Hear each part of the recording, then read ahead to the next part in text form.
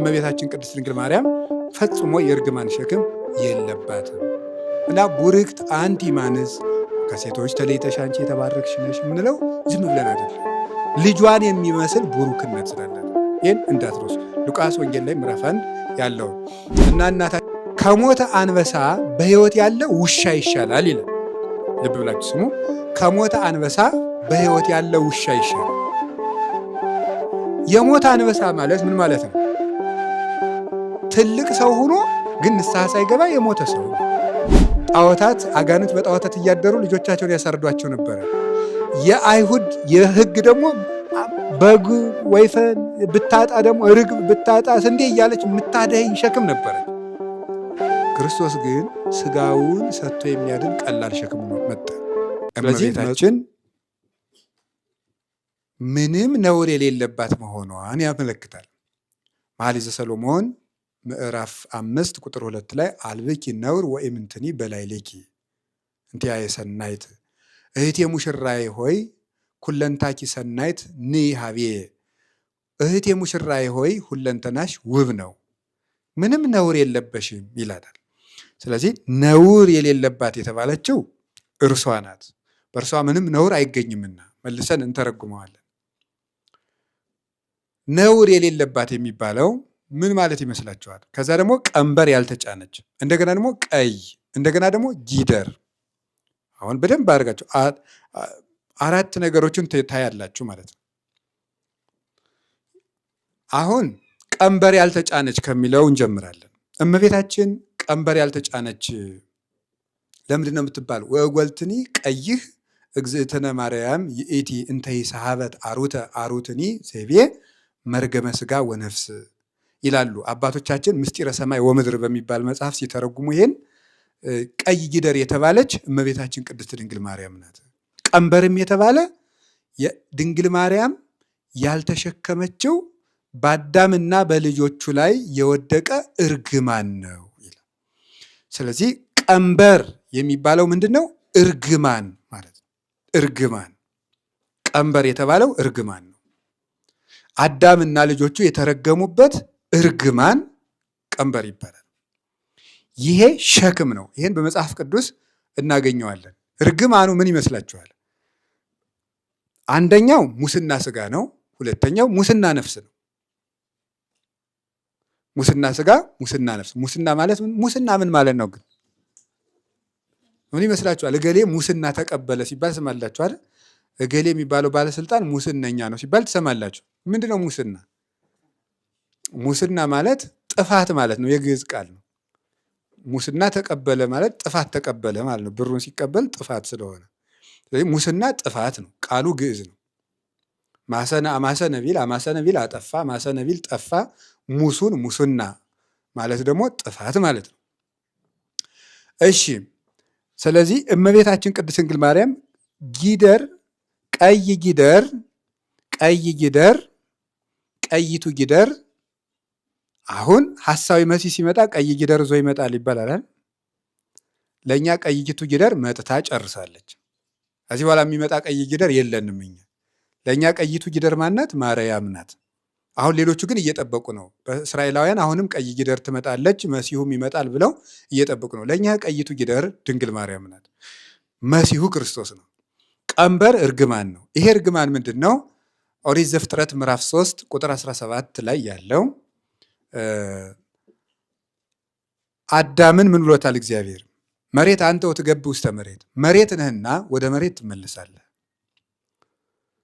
እርግምተ ትኩን ምድር በእንቲአከ፣ ምድር በአንተ ምክንያት የተረገመች ትሁን። ሶከ ወአሜከላ ለይብቁልከ፣ እሾህና አሜከላ ይብቀልብህ። ብላ በሀፈ ገጽከ፣ ወጥተህ ወርደህ ጥረህ ግረህ እንቅፋት ወጥቶህ መጥቶህ ተራራ ወጥተህ ቁልቁለት ወርደው ወዝህ ፈሶ ደምህ ተንጠፍጥፎ ብላ ብሎ እግዚአብሔር ረገመው። ይሄ ወጥቶ ወርዶ መብላቱ በሆነ ወጥቶ ወርዶ መብላቱም አንድ ችግር ነው። ገነት ውስጥ አዳም ሳይለፋ ይበላ ነበርና፣ ግን ስራ አይሰራም ማለት አይደለም። ስራው ድካም ያለበት አይደለም ነው እንጂ እግዚአብሔር አበው ለአዳም ውስጥ ገነት ከመት ገበር አለ ገነት ነው። እግዚአብሔር አዳምን ወደ ገነት ያስገባው ገነትን እንዲኮተኩትና እንዲንከባከብ ነው። ስራ ፈትነት የሰውነት ጠባይ አይደለም። ስራ ገነት ውስጥም አለ። ታውቃላችሁ፣ ኋላ መንግስተ ሰማያት ውስጥ ራሱ ስራ አለ። ይሄን ማወቅ አለባቸው። መንግስተ ሰማያት ውስጥ ስራ አለ። ስራው እግዚአብሔር ማመስገን ነው እና መድከም የሌለው ስራ ማለት ነው። መድከም አሁን ዛሬ እግዚአብሔር ማመስገንም እኮ ራሱ ስራ ነው። ቅዳሴም ሰዓታትም ማለትም ስራ ነው። ግን ይሄኛው ድካማ እየደከሙ የሚያገለግሉበት ነው። መንግስተ ሰማያት ውስጥ ግን ድካም የለና ስራ ፈትነት እግዚአብሔራዊነት አይደለም። ስራው ግን ይሄኛው የከፋ ሆነ ነው። ጉዳዩ ግን እሱ አይደለም። እሾህ አሜከላ ምድር የተረገመች ትሁን የተባለ ልብ ብላችሁ ስሙ። እንግዲህ ኦሪት ዘፍጥረት ምዕራፍ 3 ቁጥር 17 ከዚህ በኋላ ትርጓሜዋ ቢጠፋችሁ ነውር ነው፣ ተምራችሁ ሲያበቃ ማለት ነው።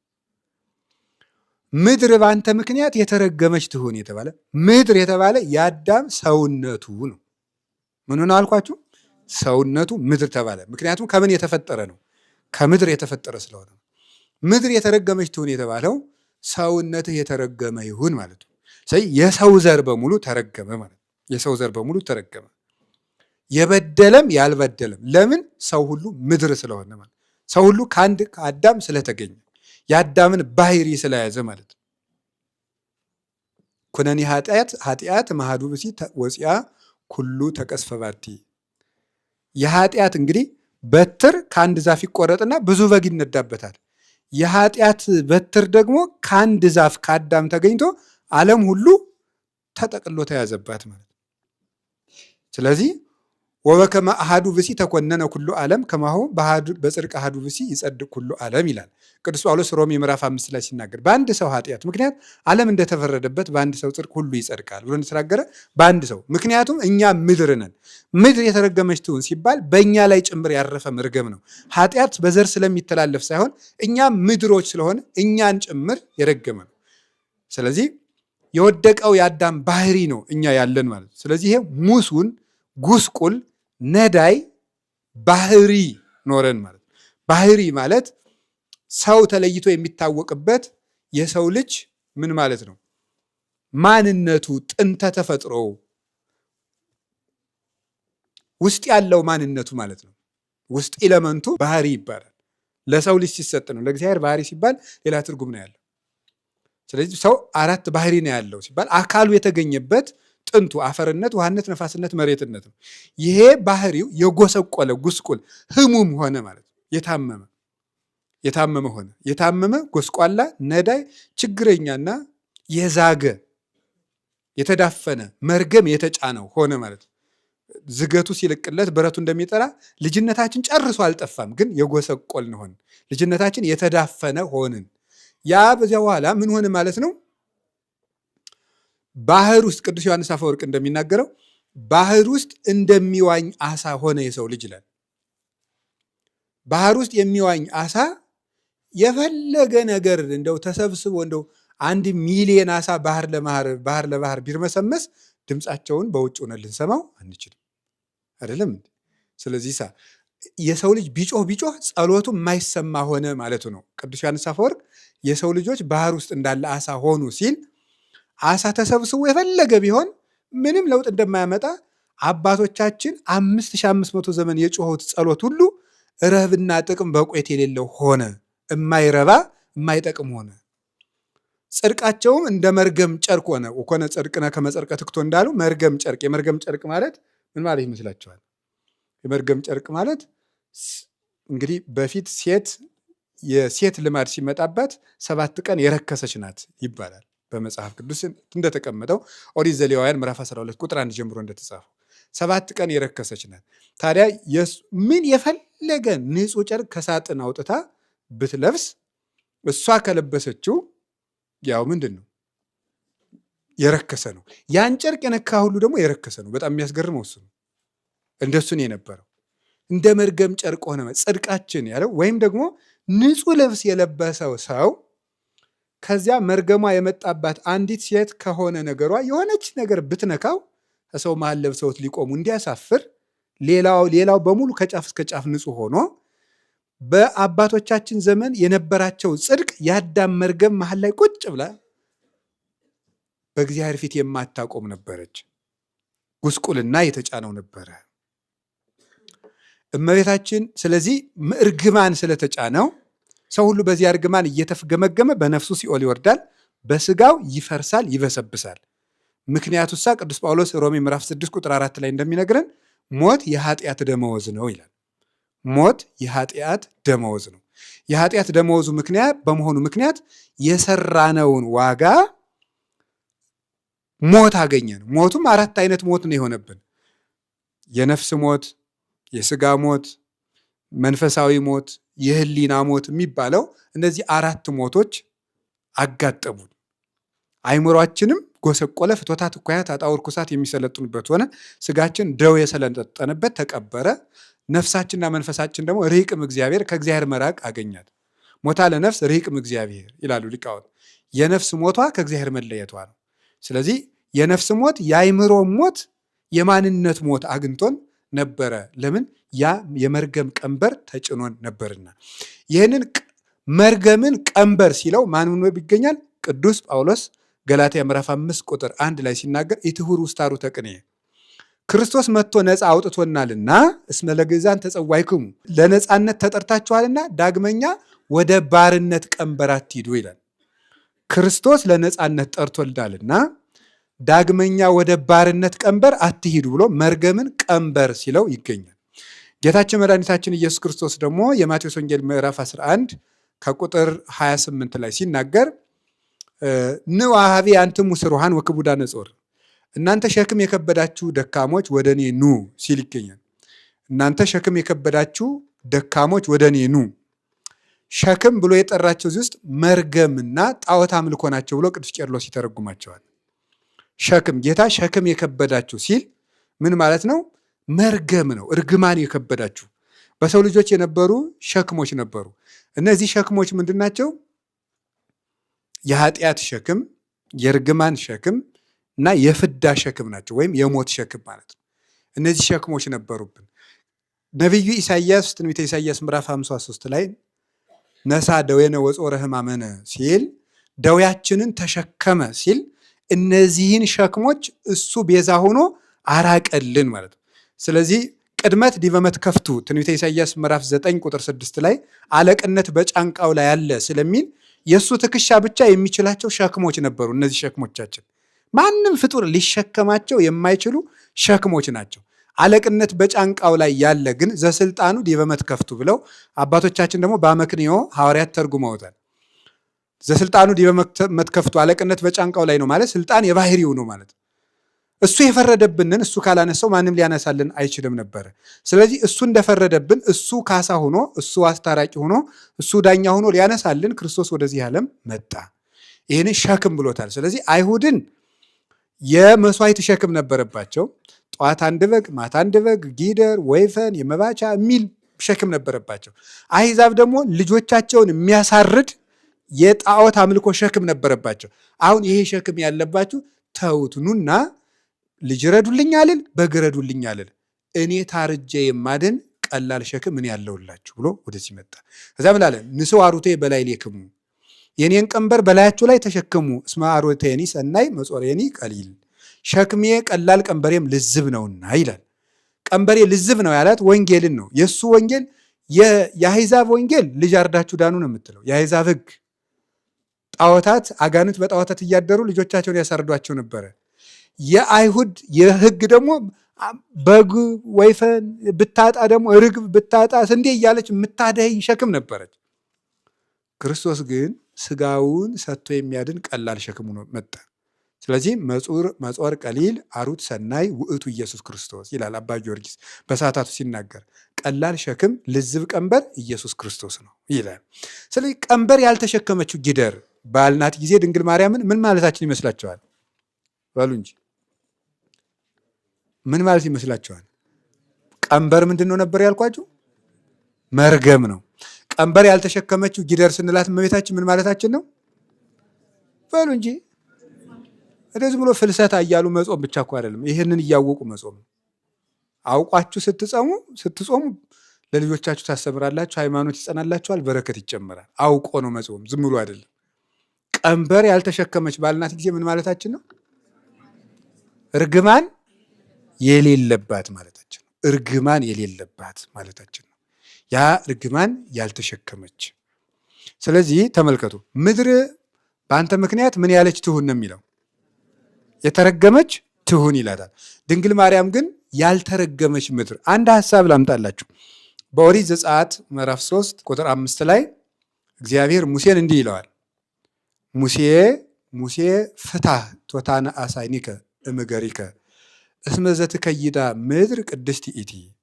ሙሴ የቆምክባት ምድር የተባረከች ናትና ጫማህን ከእግርህ አውጣ ይለዋል። የቆምክባት ምድር የተቀደሰች ናትና ጫማህን ከእግርህ አውጣ።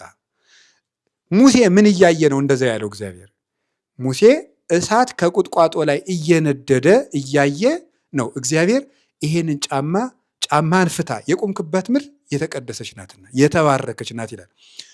ኦሪት ዘፍጥረት ምዕራፍ 3 ቁጥር 17 ምድር የተረገመች ናት ይላል። ዘጸአት ምዕራፍ 3 ቁጥር 5 መቶ ደግሞ አንዲት የተቀደሰች ምድር ታገኛላችሁ። ይህች የተቀደሰችው ምድር የተባለች ድንግል ማርያም ናት። በግብፃውያን አጠገብ በተረገመው ምድር መሃል ሙሴ የቆመባት ምድር የተቀደሰች ሆና እንደተገኘች በተረገመው ዓለም ውስጥ የተባረከች ምድር ሆና የተገኘችው እመቤታችን ናት። ስለዚህ መልአኩ ይህንን አምጥቶ ምን አላት? ቡርክት አንቲ እምአንስት ወቡሩክ ፍሬ ከርሥኪ፣ አንቺ ከሌሎች ሴቶች ተለይተሽ የተባረክሽ ነሽ አላት። ሌሎቹ ሴቶች ምን ያሉ ነበሩ? ምን ትፈራላችሁ? የተረገሙ ነበሩ። በማን ምክንያት? በሔዋን ምክንያት ማለት ነው። አሁን ዛሬ ግን የተረገማችሁ አይደላችሁም፣ አይዟችሁ። የዚያ ጊዜ ነው የተረገሙ ነው። ከሌሎች ሴቶች ተለይተሽ የተባረክሽ ነሽ። ይሄ የተባረክሽ ነሽ የሚለው ደግ ሰው ነሽ ለማለት የመጣ አይደለም። እርግማን የሌለብሽ ነሽ ነው። ምክንያቱ ቀጥሎ ምን የሚል ቃል ስለምናገኝ ነው። ወቡሩክ ፍሬ ከርሥኪ፣ የማኅፀንሽ ፍሬም ምን ያለ ነው? የተባረከ ነው። ምክንያቱም የድንግል ማርያም ከእርግማን ንጹሕ መሆኗ በማን አምሳል ነው? በልጇ አምሳል ነው። ምክንያቱም የሰው ልጅ መጀመሪያ ማንን መስሎ የተፈጠረ ነው? እግዚአብሔርን መስሎ የተፈጠረ ነው። እግዚአብሔርን መስሎ ስለተፈጠረ አንቺ የተባረክሽ ነሽ ስትል ኤልሳቤጥም የማኅፀንሽ ፍሬም የተባረከ ነው ስትል ድንግል ማርያም ቀድሞ አዳም እግዚአብሔርን ይመስልበት የነበረውን እርግማን የሌለበትን አካል የያዘች ናት ነው። እንዲህ አድርጎ እግዚአብሔር አዘጋጅቷት ስለነበረ ያቺ በኦሪት ዘጸአት ላይ የተቀደሰች ምድር ያለችው የተባለችው ድንግል ማርያም መሆኗን ቅዱስ ዮሐንስ አፈወርቅ ሃይማኖተ አበው ላይ ምዕራፍ 68 ላይ ሲናገር ተፈስሒ ኦግዝቴ ቅድስት ድንግል ምድር ቅድስት እንተ በጻሕኪ እግዚአብሔር እንዘ ይጽያ እንዲህ በደመና ብሩህ ወቦአ ውስቴትኪ፣ እግዚአብሔር በብሩህ ደመና ተጭኖ መጥቶ በማኅፀንሽ ያደረ ቅድስት ምድር እመቤቴ ማርያም ሆይ ደስ ይበልሽ ይላል። ቅድስት ምድር። ስለዚህ እግዚአብሔር በብሩህ ደመና ተጭኖ የመጣባት ሙሴን ያነጋገረባት ያቺ ምድር አንቺ ነሽ ነው። ያቺ ምድር ደግሞ የተባረከች ናት። መልአኩም የመሰከርን ይሄ ነው። ኤልሳቤጥም የመሰከረችልን ይሄ ነው። አንዳንድ ሰዎች ምን ብለው ሲናገሩ ልትሰማቸው ትችላላችሁ። አይ የተባረክሽ ነሽ ማለት ደግ ሰው ነሽ ማለት ነው። በመጽሐፈ መሳፍንት ምዕራፍ 5 ላይ አንድ የእስራኤል ጠላት የነበረ ሲሳራን የተባለን ሰው በምንድን ነው በችካል ብላ የገደለች አንዲት ሴት ነበረች። እስራኤል ላይ ሴት በካስማ ጆሮ ላይ አድርጋ ከምድር ጋር የሰፋችው ማለት ነው። ያቺ ሴት የተባረክሽ ነሽ ተብላለች። እንግዲህ እሷም ከእርግማን ንጹሕ ናት ማለት ነው ብለው ይጠይቋቸዋል። አይ አይደለም፣ ያችን ሴት እንደ ኢየሱስ ክርስቶስ ነሽ አልተባለችም። ደግ ሰው ነሽ፣ እንደው ከሴቶች ሁሉ ደግ ነሽ፣ የእሷ ደግ ነው ተብሎ ነው የሚፈታላት። እንደየአገባቡ ነው የሚፈታው። የድንግል ማርያም ግን ቡርክት ነሽ የሚለው ልጅሽን በመምሰል ነው። የማኅፀንሽ ፍሬ ቡሩክ ነው። ዋዌ እኮ ይሄ ነው። ዋዌ ማለት የሚያጫፍር ነው። የላይኛውን ከታችኛው የሚያገናኝ፣ ታችኛውን ከላይኛው የሚያገናኝ ቃል ዋዌ ይባላል። በእንግሊዘኛው ፕሪፖዚሽን ነው የሚባለው። ፕሪፖዚሽን በአማርኛው ሰዋስው ደግሞ መስተጻምር የሚባለው ማለት ነው። ስለዚህ በዚህ ዋዌ ይባላል። ስለዚህ በዋዌ ሲጫፈር አይ ልጅሽም የተባረከ ነው ማለት አንቺ እሱን ነው የምትመስይ ማለት ነው በእኛም። ስለዚህ ታምረ ማርያም ስናነብ ወኩሉ መልክዓ ለእግዝእትነ ማርያም መልክዓ አምላክ፣ የእመቤታችን መልኳ የአምላክን መልክ ይመስላል ስንላት እርግማን የሌለበት ንጹሕ ነው ማለታችን። እመቤታችን ከዚህ ንጹሕ በሆና ቀንበር ያልተጫናት ጊደር። ቀንበርን እርግማን ሲለው ቅዱስ ጳውሎስ ነግሬያቸዋለሁ፣ ጌታም ራሱ እንዳለው ነግሬያቸዋለሁ። ስለዚህ ቀንበር ያልተጫናት ጊደር ደግሞ እመቤታችን እንደሆነች ደግሞ ቅድስት ምድርና ነውር የሌለባት እርግማን ያልተሸከመች ንጽሕት ምድር ተገኘች። ያንን ያደረገች በዚህ ላይ አንድ ኃይለ ቃል መልሶ ይነሳባቸዋል። በሉቃስ ወንጌል ምዕራፍ 1 ላይ ያለውን ቃል ጠቅሰው ሰዎች ሊሟገቷችሁ ይችላሉ። እንዲህ ብለው ተአብዮ ነፍሴ ለእግዚአብሔር ወተተሐሰይ መንፈሴ በአምላኬ ወመድኃኔ፣ ነፍሴ በመድኃኒቴ በእግዚአብሔር ደስ ይላታል ብላለች እመቤታችን። በመድኃኒቴ በእግዚአብሔር ደስ ይላታል ብላለች። ስለዚህ በመድኃኒቴ በእግዚአብሔር ደስ ይላታል ካለች ድንግል ማርያምም እንደ ማንኛውም ሰው እርግማን ኖሮባት እግዚአብሔር ከዚያ በኋላ መጥቶ ስላዳናት ነው እንደዚያ ያለች ብለው ይናገራል። ስለዚህ መልስ ሊኖረን ይገባል። መልስን ስላለ የምናቀርበው ነው እንጂ መልስ ፈልገን የምናቀርብ አይደለም። ገብቷችኋል? በቤተ ክርስቲያን ውስጥ ያለውን ትምህርት ነው የምናቀርብ እንጂ ትምህርት የማበጀት ስልጣን የለንም። ምክንያቱም የምናምነው የተገለጠን እውነት እንጂ እውነትን ማበጀት አይቻልም። እውነትን የሚያበጅ ሰው የለም። እውነት ራሱ የተገለጠ ስለሆነ እውነትም ከእግዚአብሔር ናት። ስለዚህ ምን ማለት ነው? ነፍሴ በመድኃኒቴ በእግዚአብሔር ደስ ይላታል። እስኪ አንድ ጥያቄ ልጠይቃችሁ። ወአድኀነን እግዚአብሔር እመጠነ ዝሞት ይላል ቅዱስ ጳውሎስ ሁለተኛ ቆሮንቶስ ምዕራፍ 1 ላይ እግዚአብሔር ይህንን ከሚያህል ሞት አዳነን ይላል። ይህን ከሚያህል ሞት አዳነን ማለት ሞተን ሲያበቃ አዳነን ማለቱ ነው። እግዚአብሔር ምን ማለት ይመስላችኋል?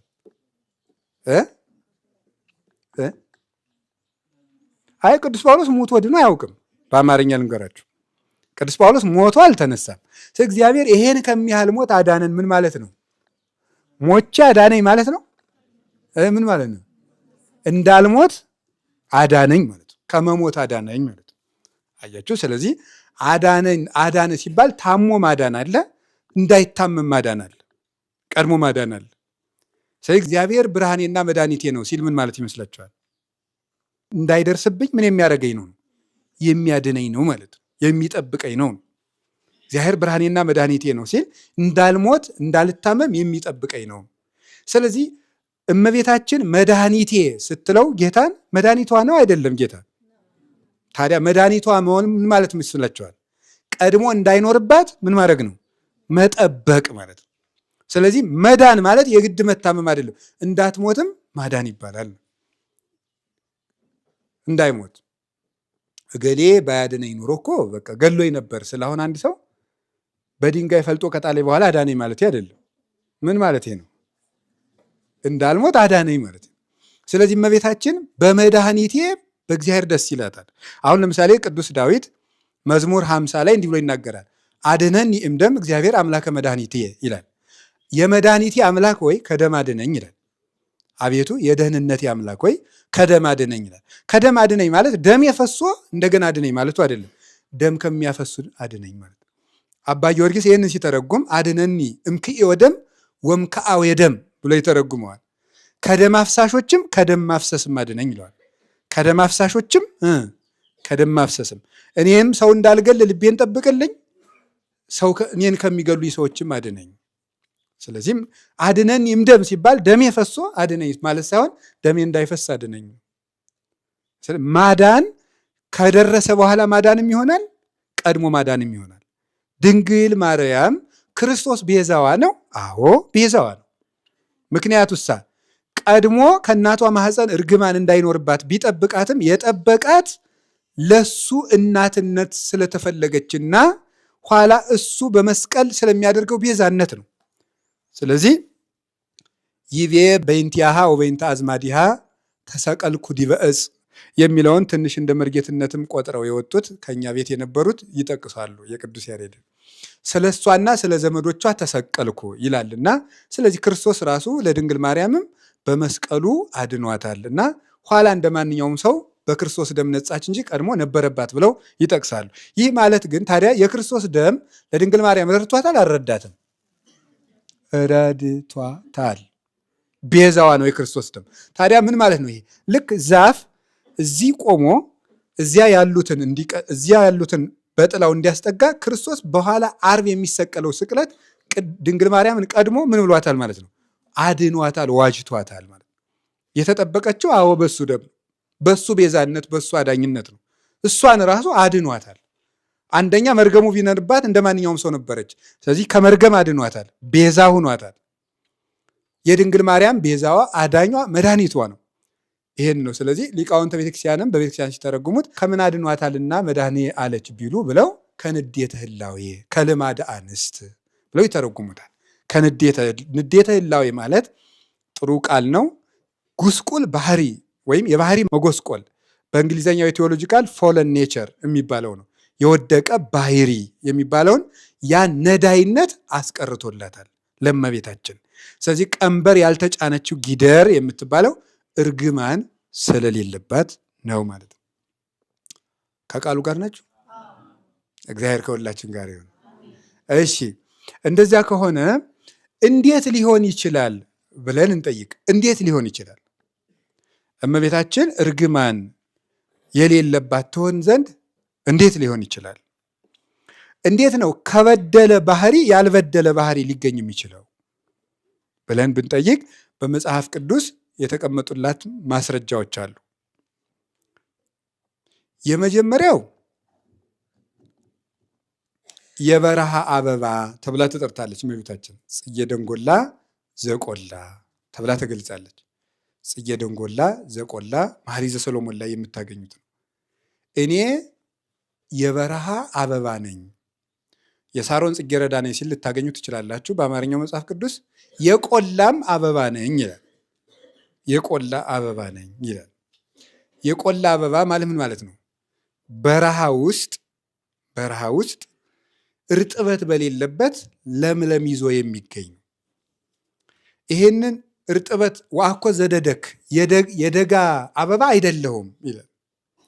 ስለዚህ ማሕሌተ ጽጌ ላይም ሊቁ እመቤታችንን ጽጌ ደንጎላ ዘቆላ ወአኮ ዘደደክ ብሎ ይጠቅሳታል። እመቤታችንን አንቺ የደጋ ያላደለሽ የቆላ አበባ ነሽ ይላታል።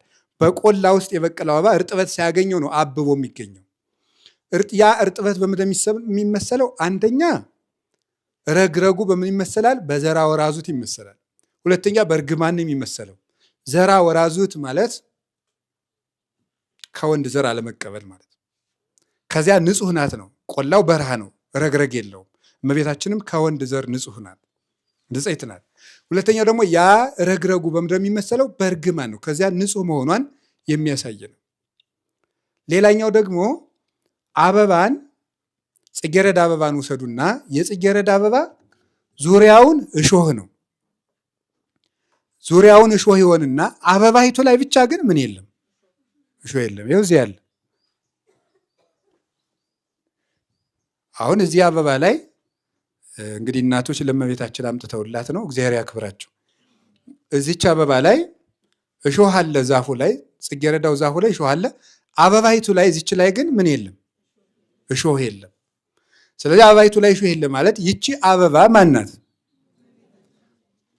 ዙሪያውን እሾህ ያለው የጽጌረዳው ዛፍ ወይም ቅርንጫፍ ማን ይመስላችኋል? እስከ ሐናና ኢያቄም ያሉ የሰው ዘሮች በሙሉ ናቸው።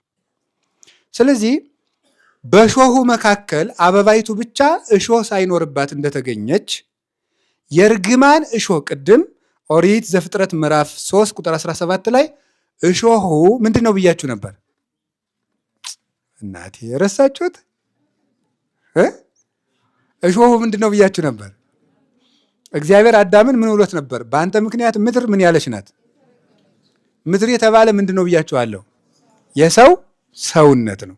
ስለዚህ አሁን ምድር የሚባለው የሰው ልጅ አድርጋችሁ ሰዱት። ይቺ የአበባይቱን ግንድ የጽጌረዳው የአበባ ግንድ ማን ይሆናል ማለት ነው? ሰው ይሆናል። ከግንዱ ተለይታ ግን እሾኋ ላይ ብቻ አበባይቱ ላይ ብቻ ምን የለም። ስለዚህ ከሰው ተገኝታ ከሾሁ ተገኝታ አበባይቱ ሾህ እንደሌለባት ከሰው ተወልዳ የሰው መርገም የሌለባት ማን ትሆናለች? ድንግል ማርያም ትሆናለች። ይህንን ለቅዱሳን ሐዋርያት ትምህርት ቅርብ የነበረውና የድንግል ማርያም ፍቅር የበዛለት የኢትዮጵያ ጌጥና ሽልማት ቅዱስ ያሬድ በጥቅምት ማርያም ድጓው ሲናገር ጽጌ ሃይማኖት ዘጸገየት በማእከለ አስዋክ ብሎ ይናገራል። በእሾህ መካከል ያበበች የሃይማኖት አበባ ድንግል ማርያም ናት ይላል።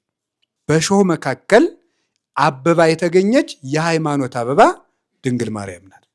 ስለዚህ ድንግል ማርያም እርግማን ሳትይዝ መገኘቷ እንደ ጽጌረዳ አበባ ነው። ይህም በመኃልየ ዘ ሰሎሞን ላይ የተነገረውን የቤተ ክርስቲያን አባቶች እንዲህ ተርጉመውታል ማለት ነው። ትምህርታችን የቤተ ክርስቲያን ከቅዱሳን ሐዋርያት በትውፊት ሲያያዝ የመጣው በነቢያት የተነገረ እንጂ ፈጥረን የምንናገረው የነገረ ማርያም ትምህርት የለንም። ስለ ድንግል ማርያምም እግዚአብሔር የገለጠውን እንናገራለን እንጂ ለድንግል ማርያም ክብርኛት ክብር አበጅታዎች ደግሞ ሲጀመር ክብር የሌለው ሰው ክብር ላለው ሰው ምን ብሎ ክብር ያበጃል? እኛ ክብር ኖሮን ደግሞ ለድንግል ማርያም ክብር ልናበጅ እንደው ወገኛነት አይደለም። እና ለድንግል ማርያም እኛ ክብር አበጅታዎች አይደለም።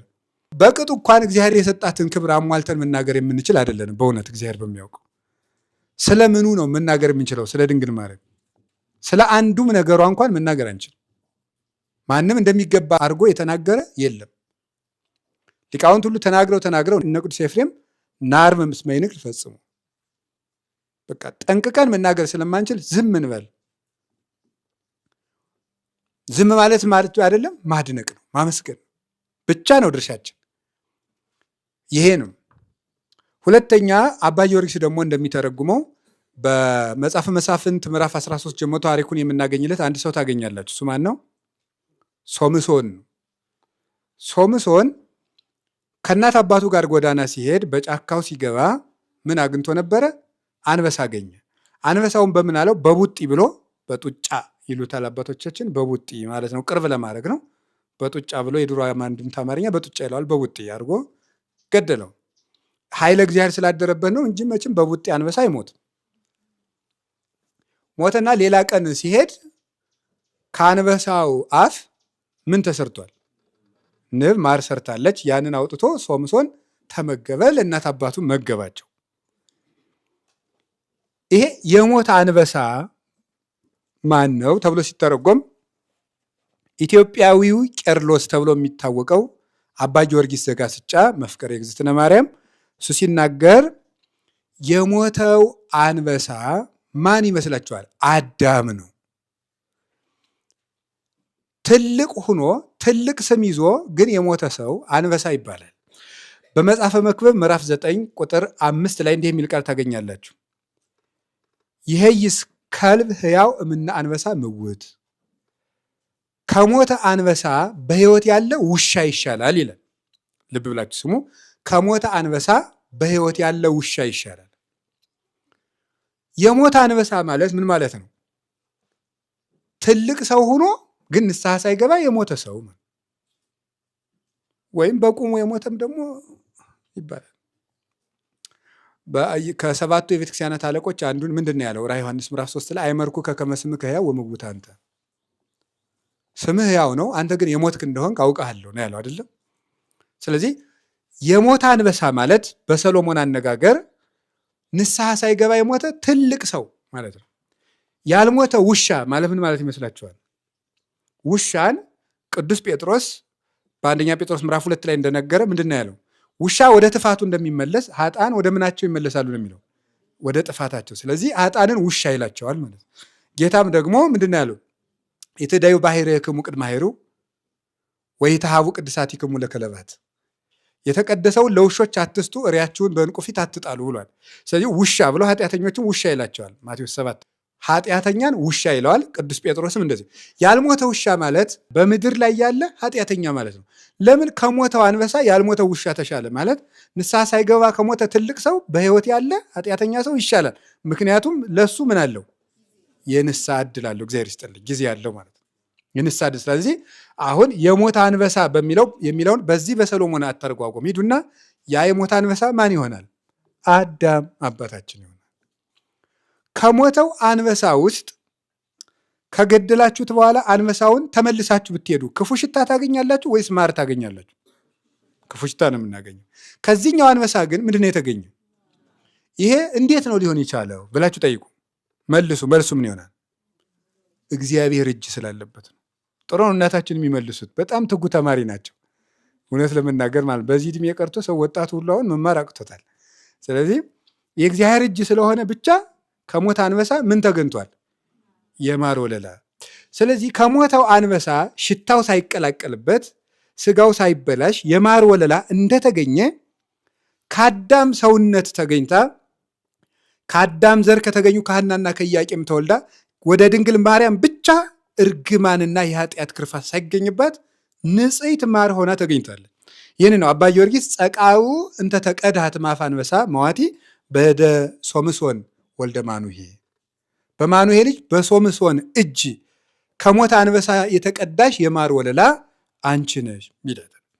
ስለዚህ ከሞተው አንበሳ የአንበሳውን ስጋ ወይም ሽታ ሳይዝ የማር ወለላ እንደተገኘ ከሞተው እና ከጎሰቆለው የሰው ልጅ ባህሪ ጉስቁልና የሌለባት ድንግል ማርያም ተገኝታለችና እውነትም ቀንበር ያልተሸከመች ጊደር ትባላለች ማለት ነው እመቤታችን ቅድስት ድንግል ማርያም። ሌላ አንድ ምሳሌ አባቶቻችን ሲናገሩ በቀንድና በፀጉር መስለው ይናገራሉ። ፀጉር ሲቆረጥ ተቆርጦ አይታችሁ ታውቃላችሁ አይደል? በጣም ጥሩ። አሁን ፀጉር ከየት ነው የበቀለው? በጣም ጥሩ፣ ከራስ በቀለ። ከዛ ራሳችን ደም አለው የለውም? በጣም ጥሩ። ስትቆርጡት ግን ፀጉሩ የተቆረጠው ፀጉር ደም አለው? እንዴት? ያው በተፈጥሮ አይደለም? አዎ በተፈጥሮ ነው። ከራስ ተገኝቷል፣ ግን ከራሱ ሲገኝ ፀጉር ግን የለውም። ስለዚህ እመቤታችንን ኢትዮጵያውያን ሊቃውንት ባለቅኔዎቹ ሲናገሩት በፀጉር መስለዋታል። ፀጉር ከራስ በቅሎ ግን ደም የለውም። ድንግል ማርያምም ከአዳምና ከሔዋን ተገኝታ የእርግማን ፈሳሽ አልደረሰባትም እርግማኑን። ስለዚህ አድነን የዋላህን የማይብዙህ ሲል ቅዱስ ዳዊት አቤቱ ከብዙ ውሆች አድነኝ ሲል ከብዙ ጠላቶች የሚሆናል እርግማንም ውሃ ብሎ ይጠራዋል። ስለዚህ ይህ ኃጢአት ርሳት ያልደረሰባት እርግማን ያልደረሰባት ንጽሕት ኃጢአት በዘር አይተላለፍም። በኦርቶዶክስ አስተምሮ ምኑ ነው የሚተላለፍ? እርግማኑ ነው የሚተላለፍ በእኛ ላይ ያረፈው እንጂ ኃጢአት በዘር ይተላለፋል የሚል ትምህርት ኦርቶዶክሳዊ አይደለም። ሲጀመር ኃጢአት ህልውና የለውም። ኃጢአት አካል የለውም። ኃጢአት እግዚአብሔርን ማጣት ስለሆነ ማለት ነው። ማጣት ማለት ያ የጎሰቆለ ባህሪ ነው እንጂ ያለ ኃጢአት በዘር ውስጥ ለውስጥ አይተላለፍም። እንደ ፈሳሽም አይሄድም። እንደ ቀንድ የሚላሉ አባቶቻችን። ቀንድ ጫፎ ላይ ብትቆርጡት አይደማም አይደለም እንዴ? እመቤታችንም ደግሞ ከዛ ተገኝታ የኃጢአት እርግማን የለባትም። እንደ ወርቅ ደግሞ ብለው ይናገራሉ። ከመ እምጽውር ጽሩየ ገብራ ድንግል በህሊናሃ ወድንግል በስጋሃ ይላሉ። ከመ እምጽውር ጽሩየ ማለት ነው ከጭቃ እንደተገኘ ወርቅ ማለት ነው። እና እንደ ዕንቁ ማለት ነው። ወርቅን ከጭቃ ፈልቀቀን ስናወጣው ከጭቃ ውስጥ ነው ያወጣ ነው። ግን ወርቁ ጭቃ የለው። ወርቁ ውስጥ ማለት ነው። ውስጡ ላይ የለበትም። ተከትሎት የሚወጣውን ጭቃ እንዳታዩ ማለት እሱን አይደለም። ከጭቃ ተገኝቷል። ግን ምን አይደለም ነው? ጭቃ አይደለም። እና ምንድን ነው? ወርቅ ነው። ድንግል ማርያምም ደግሞ ወርቅ ናት። ከዛ ስትገኝ ከበደለው አዳም ተገኝታ በደል ያልተከተላት ወርቅ ስለሆነች ነው። ዕንቁ ስለሆነች ነው። ቅዱስ ያሬድ ይህንን በድጓው ማርያምሰ ተሃቱ ውስተ ከርሱ ለአዳም ከመ ባሕሪ ጸዓዳ፣ ድንግል ማርያም በአዳም ሰውነት ውስጥ እንደ ዕንቁ ታበራ ነበር ይላል። በአዳም ሰውነት ሲል አንድ በተስፋ ማለት ነው። ሁለተኛ አዳም በሆነ በእናትና በአባቷ። ምክንያቱም የአዳም ልጆች ሁሉ አዳም ተብለው ይጠራሉ። አዳም መሬት ነህ ሲባል የሰው ልጅ ሁሉ ነው። አዳም መሬት ግባ ሲባል የሰው ልጅ ሁሉ ነው። አዳም ብሎ ሰው ነው። ስለዚህ በአዳም ውስጥ እንደ ዕንቁ ታበራ ነበር ማለት በእናት በአባቷ በሐናና በኢያቄም ባህሪ ውስጥ ዕንቁ ከጭቃው ወጥቶ ጭቃነት ሳይኖርበት እንደሚገኘው ወይም ዕንቁ በደፈረሰ ውሃ መሃል እንኳን እያበራ እንደሚታይ አዳም በሆነ ስጋ ውስጥ የጭቃ የሆነ መርገም ሳያርፍባት ንጹሕ ሆና እያበራች መጣች ማለት ነው። ስለዚህ እመቤታችን ቅድስት ድንግል ማርያም ፈጽሞ የእርግማን ሸክም የለባትም እና ቡርክት አንቲ እማንስ ከሴቶች ተለይተሽ አንቺ የተባረክሽ ነሽ የምንለው ዝም ብለን አይደለም። ልጇን የሚመስል ቡሩክነት ስላላት ይህን እንዳትረሱ። ሉቃስ ወንጌል ላይ ምዕራፍ 1 ያለውን እና እናታችን ሔዋን በእውነት እናመሰግናለን። እስቲ ሔዋንን የሚወዳት አንድም በማን ላይ ቁመሽ አሉ በሉ አውጡ። ማምላክን አትወዷት? ምን አድርገቻ? እናታችን እኮ ናት። አዎ እንዴ! ሁላችሁ አውጡ። ሁላችሁ አዎ እንዴ! ኧረ በስመ አብ በሉ እንዴ! አውርዱ። እግዚአብሔር ያክብርልኝ። እንዴ እመቤታችን የማን ልጅ ናት? የሔዋን እኮ ናት። እንዴ ክርስቶስ ራሱ የማን ልጅ ይመስላችኋል? አዎ እንኳን ለእኛ እኮ ለክርስቶስ አያቱ ናት እኮ። አያቱ ቅድመ አያቱ ናት ሔዋን። እናቱ ናት። ያለ ሔዋን ምንም ነገር መናገር አይቻልም። እና ወደፊት እኔ እንዲያውም የምነግራችሁ አዳምና ሔዋንን አትጥሉ፣ በጣም ነው መውደድ ያለባችሁ። አባቶች እንዲሁም ያሳዝኑኛል። እኔ ለራሴ እኔ እውነቴን ነው። እንዲያውም እግዚአብሔር እንዲያውም ካጸደቀኝ በዚህ ያጽድቀኝ። በሕይወት የዘመን ሁሉ የፈለገ ኃጢአት ብሰራ አዳምና ሔዋንን አማርሬ አላውቅም፣ ራሴን ማማረር እንጂ። ምን አድርገውኛል? ምን አድርገውናል? ምንም አላረጉንም። ንስሐ ደግሞ የጸደቀን ሰው መውቀስ እናቴ፣ እኛ እዚህ እየተንከራፈፍን ሔዋን እኮ አሁን ብርሃኗን ለብሳ ገነት ውስጥ ነው ያለችው። ከዚህ በላይ ጅልነት አለ? እሷ ገነት ቁጭ ብላ እያበራች እንደ ፀሐይ፣ እኛ እዚህ ሆነን ሔዋን እያልን መውቀስ። ሔዋንስ እናታችን ናት። ደግሞም እኮ ንስሐ ባይገቡ ክርስቶስ ቃል ኪዳን ባልሰጣቸውም ነበር። ንስሐ ገብተው ክርስቶስ እንዲወለድ ያደረጉ አዳምና ሔዋንን አንወቅሳቸውም።